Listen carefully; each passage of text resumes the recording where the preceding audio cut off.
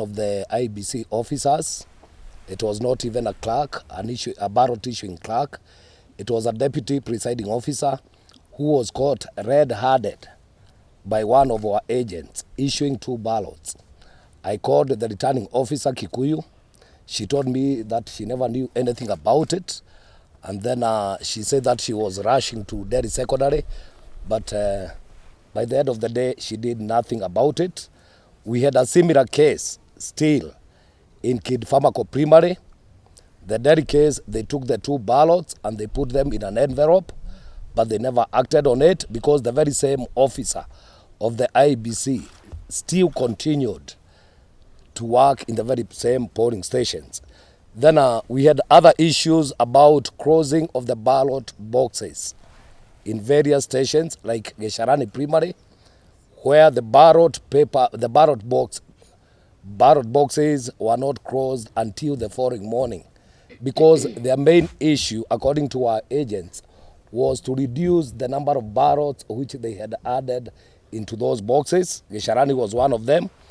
Geteva Primary in Karide, that is Karai Ward, was another station where the ballot boxes were not closed for 8 hours. To come to the results in Kikuyu Constituency, when the returning officer was issuing out results, there was a foreign name in the Form 35B for the Member of Parliament. Somebody by the name of Wambui, and Mary Ann Wambui was in the Form 35B until when we complained.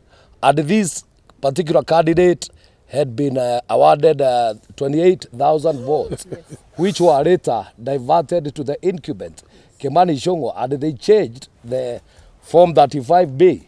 So, yesterday, I happened to go to the tallying center because I did not believe what the Kimskids were talking about and what was in the ballot boxes.